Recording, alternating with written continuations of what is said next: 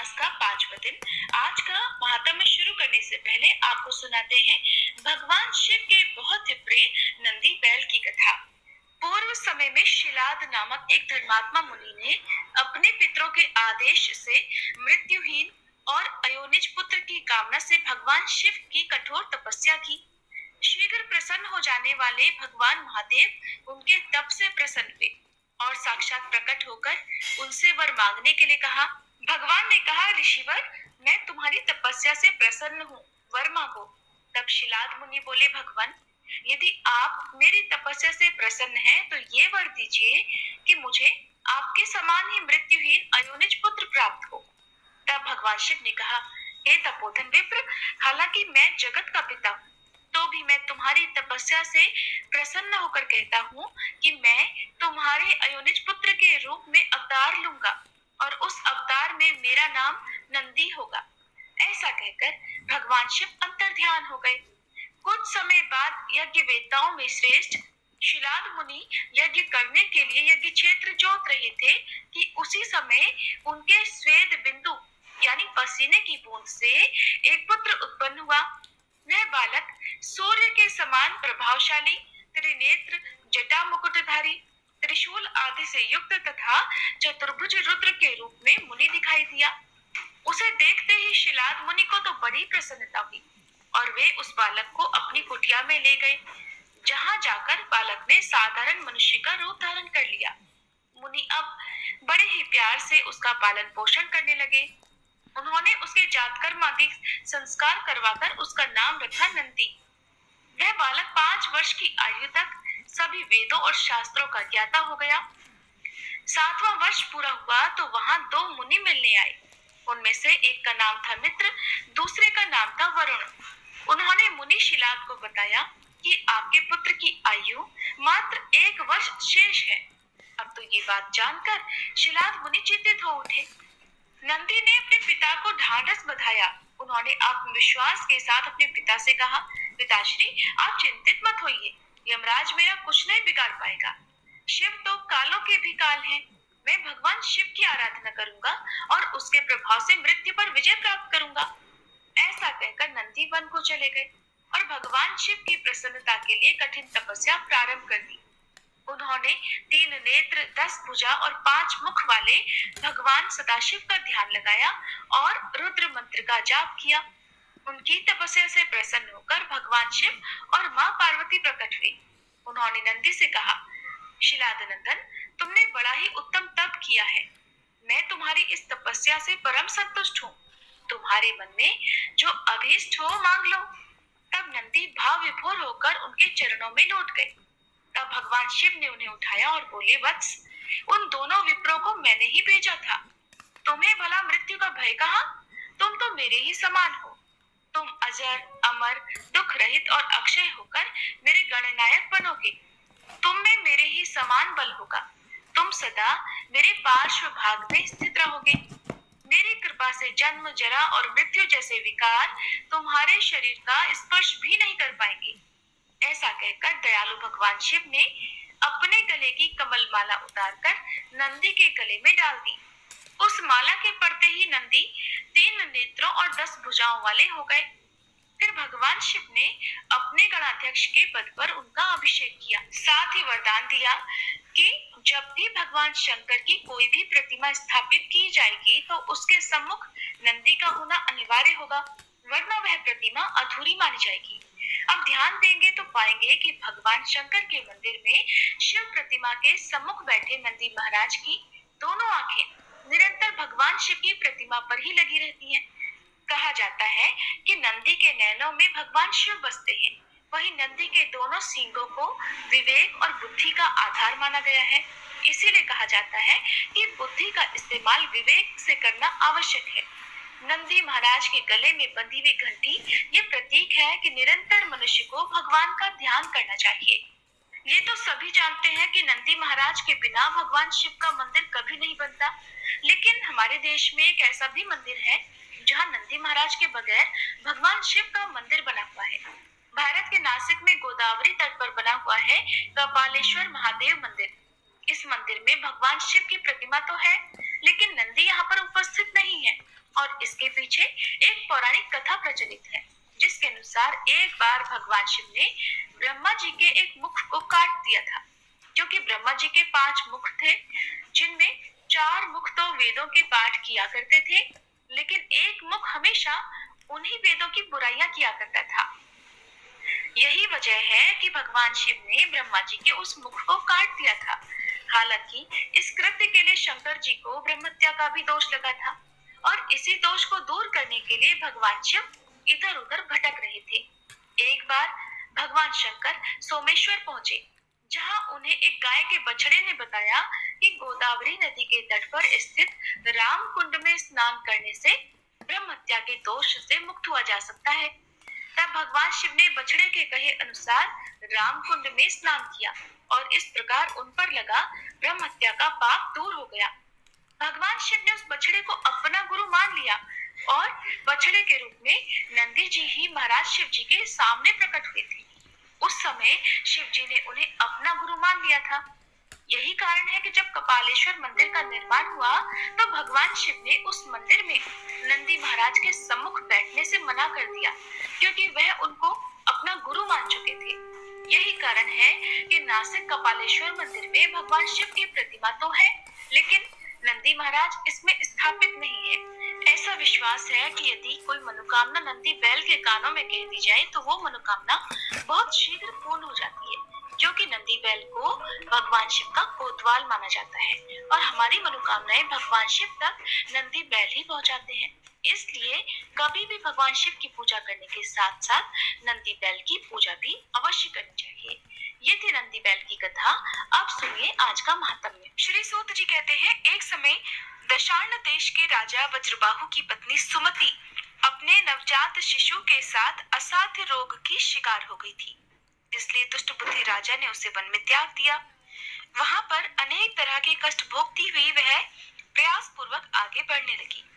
बहुत दूर जाने पर उसने वैश्यों का एक नगर देखा, जिसमें बहुत से स्त्री पुरुष रहा करते थे। उस नगर का रक्षक एक बहुत बड़ा महाजन वैश्य था, जो कि पद्माकर के नाम से प्रसिद्ध था। वह दूसरे कुबेर के समान धनवान था। उस वैश्यराज के घर में सेवा टहल का कार्य करने वाली कोई दासी उधर ही आ रही थी। वह दूर से ही राजपत्नी को देखकर उसके पास आई।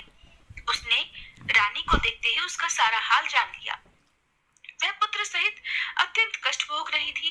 दासी ने अपने स्वामी को उस स्त्री का दर्शन कराया।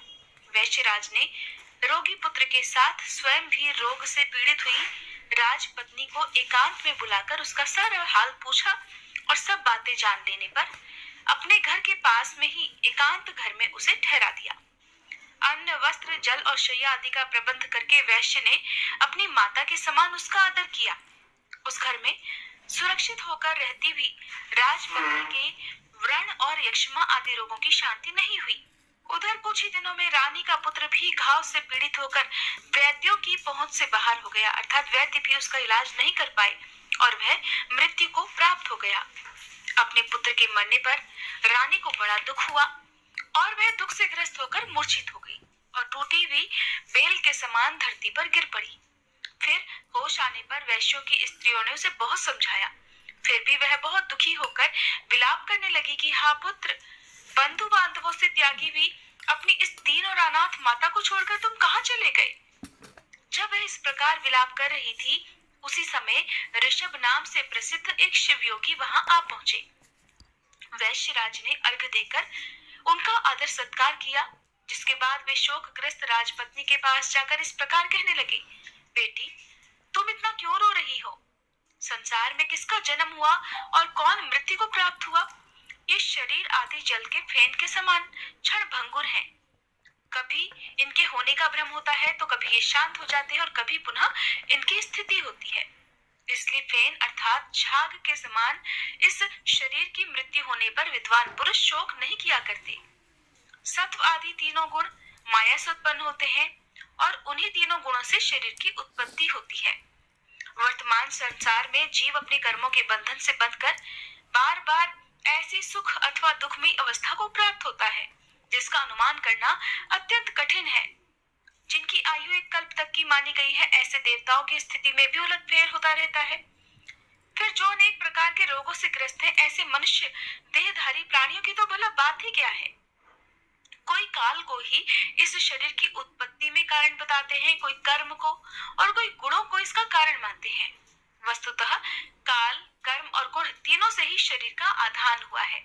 इसलिए अगर तुम जन्म, बुढ़ापा और मृत्यु को जीतना चाहती हो तो मृत्यु को जीतने वाले सबके ईश्वर भगवान उमापति की शरण में जाओ।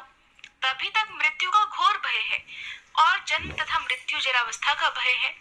जब तक कि जीव भगवान शिव के चरण कमलों की शरण में नहीं जाता, अत्यंत भयंकर संसार में तरह तरह के दुखों का अनुभव करके मनुष्य का मन जब उसकी ओर से विरक्त हो जाता है, उस समय उसे भगवान महेश्वर का ध्यान करना चाहिए। जो मन से भगवान शिव के ध्यान रूपी रसामृत का पान करता है, उस पुरुष को फिर संसार की विषय रूपी मदिरा को पीने की तृष्णा नहीं होती। इस प्रकार शिव योगी ने अनुनय पूर्वक जब रानी को समझाया, तब उसने उन्हीं को गुरु मानकर उनके चरण कमलों में प्रणाम करके के लिए मृत्यु के सिवा भला दूसरी कौन गति है। इसलिए मैं इस शिशु के साथ ही प्राण त्याग देना चाहती हूँ। मृत्यु के समय जो आपका दर्शन हो गया, मैं इतने से ही कृतार्थ हूँ। रानी की ये बात सुनकर दयानिधान शिव योगी मरे हुए बालक के पास आए और शिव मंत्र से अभिमंत्रित भस्म लेकर उसके मुंह में डाल दिया। विभूति के पड़ते ही वह मरा हुआ बालक प्राण युक्त हो गया, अर्थात उसके मृत शरीर में चेतना आ गई। तब उसकी इंद्रियों में पहले की तरह शक्ति आ गई और वह दूध पीने की इच्छा से रोने लगा। तब नेत्रों से आनंद के आंसू बहाती हुई रानी ने झपटकर अपने बालक को अपनी गोद में उठा लिया और उसे छाती से लगाकर अपूर्व आनंद में डूब गई। जिसके बाद शिवयोगी ने माता और बालक के विषैले घावों से युक्त शरीर में उस भस्म का ही स्पर्श कराया। इससे उन दोनों के शरीर दिव्य हो गए। उन्होंने देवताओं के समान कांतिमान स्वरूप धारण कर लिया। जिसके बाद ऋषभ ने रानी से कहा कि बेटी, तुम दीर्घ काल तक जीवित रहो। जब तक इस संसार में जीवित रहोगी, तब तक वृद्धावस्था तुम्हारा स्पर्श नहीं कर सकेगी। साध्वी, तुम्हारा ये पुत्र लोक में भद्रायु नाम से प्रसिद्ध होगा और अपना राज्य भी प्राप्त कर लेगा। तब तक तुम इन्हीं वैश्यराज के घर में रहो, जब तक कि तुम्हारा पुत्र पूरी तरह से विद्वान न हो जाए। इस प्रकार ऋषभ योगी ने भस्म की शक्ति से मरे हुए राजकुमार को जीवित करके अपने अभीष्ट स्थान को प्रस्थान किया। भद्रायु उन्हीं वैश्यराज के घर में अब बढ़ने लगा। वैश्य के भी सुनय नामक एक पुत्र था, जो कि राजकुमार का सखा हुआ। राजकुमार और वैश्य कुमार दोनों एक दूसरे से बड़ा स्नेह रखा करते थे। वैश्यराज ने विद्वान ब्राह्मणों के द्वारा राजकुमार और अपने पुत्र का भी संस्कार विस्तार पूर्वक करवा दिया। समय पर उपनयन संस्कार हो जाने के बाद दोनों बालकों ने गुरु सेवा में तत्पर होकर विनय पूर्वक संपूर्ण विद्याओं का संग्रहण किया। जिसके बाद जब राजकुमार का 16वां वर्ष लगा, तब वे ही ऋषभ योगी पुनः वैश्यराज के घर पधारे। रानी और राजकुमार ने बड़े हर्ष के साथ उन्हें बार बार प्रणाम करके उनकी यथायोग्य पूजा की। उन दोनों से पूजित होने पर योगीश्वर शिव योगी ने कहा कि बेटा, तुम कुशल से तो हो ना? तुम्हारी माता को भी कोई कष्ट तो नहीं है? क्या तुमने इन सभी विद्याओं का अध्ययन कर लिया? गुरुजनों की सेवा में सदा लीन रहते हो ना? वत्स, क्या तुम मुझ प्राणदाता गुरु का कभी स्मरण करते भी हो या नहीं? योगीश्वर ऋषभ के ऐसा कहते समय विनयशीला रानी ने अपने पुत्र को ही उनके चरणों में डाल दिया और कहने लगी, गुरुदेव, ये तो आपका ही पुत्र है, आप ही इसके प्राणदाता पिता हैं। आप दया करके अपने इस शिष्य को अनुग्रहित करें और इसे सत्पुरुषों के उत्तम मार्ग, शुभ कर्म का उपदेश दीजिए। रानी के द्वारा इस प्रकार प्रसन्न कराए जाने पर परम बुद्धिमान शिव योगी ने राजकुमार को सन्मार्ग का उपदेश दिया। शिव योगी कहने लगे, बेटा, वेद, स्मृति और पुराणों में जिसका उपदेश किया गया है वही सनातन धर्म है। सब लोगों को चाहिए कि अपने अपने वर्ण और आश्रम के अनुसार सदा शास्त्रोक्त धर्म का सेवन करें। वत्स, तुम सदा सत्पुरुषों के मार्ग पर चलो, उत्तम आचार का ही पालन करो, देवताओं की आज्ञा का कभी उल्लंघन ना करो, देवताओं की अवहेलना भी ना करो। गौ, देवता, गुरु और ब्राह्मण के प्रति सदा भक्ति भाव रखो। अतिथि के रूप में यदि चांडाल भी अपने घर पर आ जाए तो सदा उसका भी सम्मान करो, उसका भी सत्कार करो। अपने प्राणों पर संकट आ जाए तो भी सत्य को ना छोड़ो। महाबाहो, पराये धन की पराई स्त्री की, देवता तथा ब्राह्मण की वस्तुओं की और अत्यंत दुर्लभ पदार्थों की भी तृष्णा त्याग दो। महामते, सदा उत्तम कथा, उत्तम आचार, उत्तम व्रत, सत्पुरुषों के आगमन तथा धर्म आदि के संग्रह की ही इच्छा रखा करो। स्नान, जप, होम, स्वाध्याय, पितृ तर्पण, गो पूजा, देव पूजा और अतिथि पूजा में कभी आलस्य को पास मत आने दो। क्रोध, द्वेष, भय, शठता, चुगली, अनुचित आग्रह, कुटिलता, दंभ और उद्वेग आदि का यत्नपूर्वक त्याग कर दो। अकारण ही बैर, व्यर्थ की बकवास और दूसरों की निंदा छोड़ दो। इन सब का परित्याग कर दो। अधिक भोजन, अधिक परिश्रम, अधिक बातचीत और अधिक खेलकूद तथा क्रीड़ा विलास को सदा के लिए छोड़ो। ब्रह्म मुहूर्त में उठकर भलीभांति आचमन करके तुम पहले अपने गुरुजी को प्रणाम करो। उसके बाद उमापति भगवान शिव का ध्यान करके लक्ष्मीपति नारायण, ब्रह्मा, श्री गणेश, स्कंद, कात्यायनी देवी, महालक्ष्मी, सरस्वती, इंद्र आदि लोकपाल तथा पवित्र यश वाले महर्षियों का चिंतन किया करो। उसके बाद उदय काल में सदा भगवान अधिक बातचीत और अधिक खेलकूद तथा क्रीड़ा विलास को सदा के लिए छोड़ो। ब्रह्म मुहूर्त में उठकर भलीभांति आचमन करके तुम पहले अपने गुरुजी को प्रणाम करो। उसके बाद उमापति भगवान शिव का ध्यान करके लक्ष्मीपति नारायण, ब्रह्मा, श्री गणेश, स्कंद, कात्यायनी देवी, महालक्ष्मी, सरस्वती, इंद्र आदि लोकपाल तथा पवित्र यश वाले महर्षियों का चिंतन किया करो।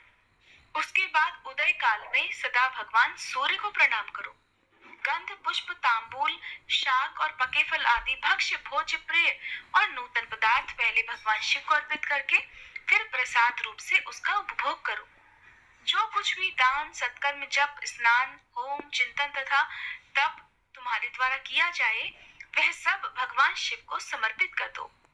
खाते, पीते, बात करते, सोते, घूमते, देखते, सुनते, बोलते और ग्रहण करते समय सदा भगवान शिव का ही ध्यान करो। प्रतिदिन मंत्र राज पंचाक्षर का जप और ध्यान करते हुए अर्थात ओम नमः शिवाय मंत्र का जाप करते हुए सदा भगवान शिव के चरणों में अपने मन को रमाते रहो। वत्स, ये संक्षेप में तुम्हारे लिए धर्म का उपदेश किया गया है। ऋषभ शिव योगी कहते हैं, हे भद्रायु, पवित्र स्थान में यथायोग्य आसन बिछाकर बैठे, इंद्रियों को अपने वश में करके प्राणायाम पूर्वक अविनाशी भगवान शिव का चिंतन करें और फिर षडाक्षर न्यास के द्वारा अपने मन को एकाग्र करके शिव कवच के द्वारा अपनी रक्षा करें। ऐसा कहकर ऋषभ योगी ने उस राजकुमार को एक बहुत भारी आवाज करने वाला एक शंख तथा शत्रुओं का नाश करने वाला एक खड्ग दिया। फिर भस्म को अभिमंत्रित करके राजकुमार के सभी अंगों में लगाया और उसे 12,000 हाथियों का बल प्रदान किया। इसके बाद योगी ने कहा कि वत्स, इस तलवार की धार बड़ी पैनी है। तुम जिसको एक बार इसे दिखा दोगे उस शत्रु की तत्काल ही मृत्यु हो जाएगी तथा तुम्हारे जो भी शत्रु इस शंख की आवाज सुनेंगे वे मूर्छित होकर गिर जाएंगे, अचेत होकर हथियार डाल देंगे। ये खड्ग और शंख दोनों ही दिव्य हैं। इनके प्रभाव से और भगवान शिव के कवच की महिमा से 12,000 हाथियों के समान महान बल से तथा भस्म धारण जनित शक्ति से तुम शत्रु सेना पर अवश्य ही विजय प्राप्त करोगे। पिता के सिंहासन को पाकर इस पृथ्वी की रक्षा करोगे। इस प्रकार माता सहित भद्रायु को भली भांति उपदेश करके उन दोनों से पूजित होकर योगी बाबा इच्छानुसार चले गए। इधर मगध देश के राजा ने राजा वज्रबाहु को युद्ध में हराकर उनकी राजधानी को नष्ट भ्रष्ट कर डाला, उनकी स्त्रियों और गोधन आदि को हर लिया और वज्रबाहु को भी बलपूर्वक बांधकर रथ पर बिठाकर वे शत्रु लोग अपने नगर को ले गए। इस प्रकार राष्ट्र के विनाश का भयंकर कोलाहल होने पर बलवान राजकुमार भद्रायु ने भी ये समाचार सुना कि शत्रुओं ने मेरे पिता को बांध लिया, मेरी माताओं को भी हर लिया और दशार्ण देश का राज्य भी नष्ट कर दिया है। ये सुनकर राजकुमार भद्रायु सिंह की भांति गर्जना करने लगा। फिर उसने शंख और खड्ग ले लिए, कवच पहना और घोड़े पर सवार होकर वह शत्रुओं को जीतने की इच्छा से बड़े वेग से उस स्थान पर आया जहां मगध सेना भरी हुई थी। राजकुमार शीघ्र ही शत्रुओं की सेना में घुस गया और धनुष को कान तक खींचकर बाणों की वर्षा करने लगा। राजपुत्र के बाणों की मार खाकर शत्रु भी उस पर टूट पड़े और बड़ी तेजी से भयंकर बाणों द्वारा उसे घायल करने लगे। युद्ध के लिए उन्मत्त शत्रुओं के अस्त्र शस्त्रों की वर्षा से घायल होकर भी धीर वीर राजकुमार रणभूमि में जरा भी विचलित नहीं हुआ। वह शिव कवच से पूरी तरह सुरक्षित था। मगध सैनिकों की अस्त्र वर्षा का सामना करते हुए ही वीरवर भद्रायु ने शत्रु सेना में प्रवेश करके बहुत से रथों, हाथियों और पैदल सैनिकों को बड़ी जल्दी ही मार गिराया। रणभूमि में ही एक रथी को सारथी सहित मारकर राजकुमार ने उसके रथ पर अधिकार कर लिया और अपने मित्र वैश्य कुमार को सारथी बनाकर अब युद्ध के मैदान में घूमना प्रारंभ कर दिया। ऐसा लगता था मानो हिरणों के झुंड में कोई शेर घूम रहा हो। तब शत्रु सेना के सभी बलवान सेनापति अपना धनुष उठाए क्रोध में भरकर केवल उसी की ओर दौड़ पड़े। ये देखकर राजकुमार भद्रायु उन आक्रमणकारियों के सामने अपना भयंकर खड्ग उठाए उन्हें अपना पराक्रम दिखलाने के लिए आगे बढ़ा। चमकती हुई विकराल तलवार को देखते ही सब सेनापति सहसा उसके प्रभाव से प्रतिहत होकर प्राणों से हाथ धो बैठे। उस रणभूमि में जो सैनिक उस चमचमाती हुई तलवार को देख लेते उन सब की तुरंत ही मृत्यु हो जाया करती। उसके बाद भद्रायु ने शत्रुओं की सभी सेना का नाश करने के लिए अतिशय गर्जना करने वाले उस महाशंख को बजाया।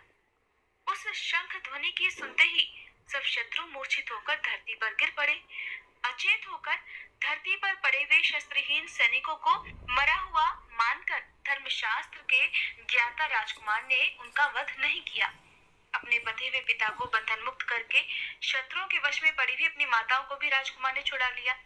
इसी प्रकार मुख्य मंत्रियों और अन्य पुरवासियों की स्त्रियों, बालकों और कन्याओं को गोधन आदि सहित शत्रुओं के भय से मुक्त करके उन सभी को धीरज बधाया।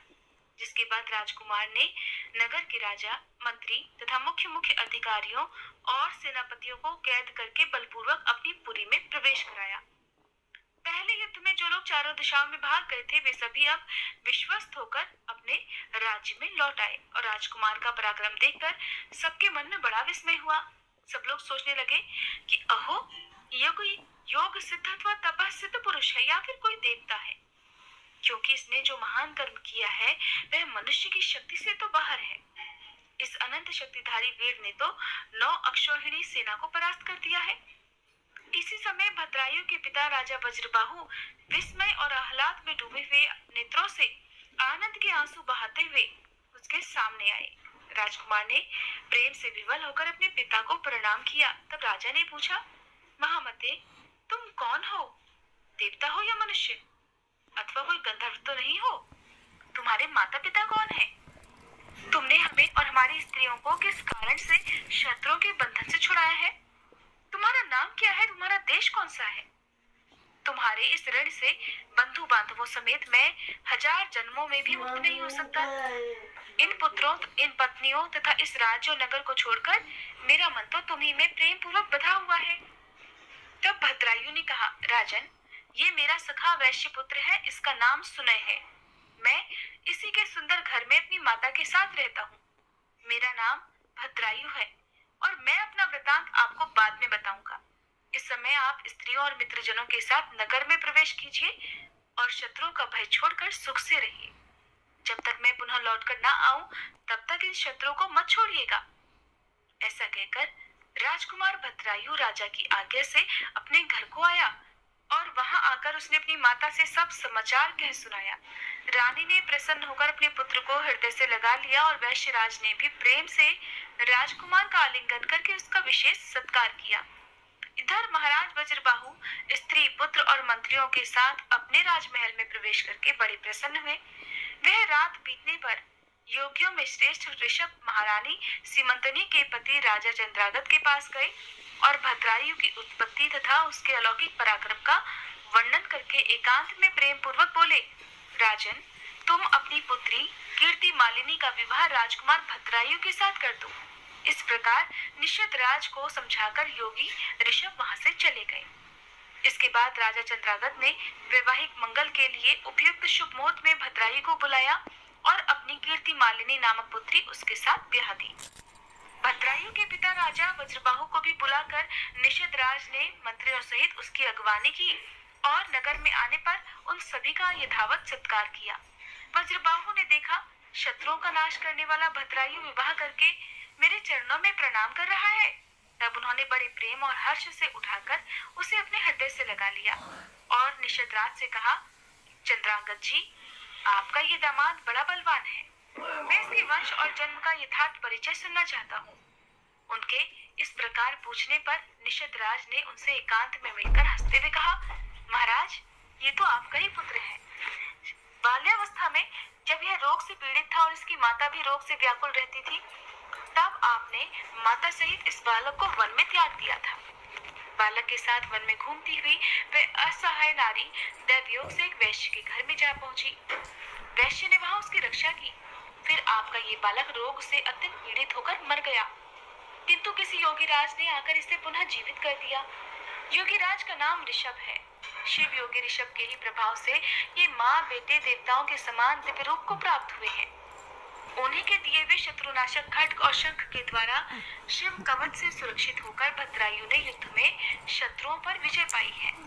ये अकेले ही 12,000 हाथियों का बल धारण करते हैं। ये सभी विद्याओं में पारंगत हैं और अब मेरे दामाद भी हो गए हैं। अतः आप इन्हें और इनकी पतिव्रता माता को साथ लेकर अपने नगर को जाइए। इससे आप उत्तम कल्याण के भागी होंगे। ये सब बातें बताकर राजा चंद्रांगद अपने रनिवास में ठहरी हुई राजा की ज्येष्ठ पत्नी को वहां ले आए। वे वस्त्र आभूषणों से विभूषित थी। उन्होंने वज्रबाहु को रानी से मिलाया। ये सब वृतांत सुनकर और देखकर राजा वज्रबाहु बहुत लज्जित हुई और मूर्खतावश उनके द्वारा जो अनुचित कर्म हो गया था उसकी वे खुद ही निंदा करने लगे।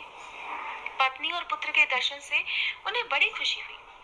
उनके सभी अंगों में रोमांच हो आया और उन्होंने दोनों को हृदय से लगा लिया। इस प्रकार निषदराज से पूजित और प्रशंसित होकर राजा वज्रबाहु ने अपनी बड़ी रानी को, राजकुमार भद्रायु को और पुत्र वधू कीर्ति मालिनी को भी साथ लेकर परिवार सहित अपनी राजधानी को प्रस्थान किया। वहां जाकर भद्रायु ने समस्त पुरवासियों को आनंदित किया।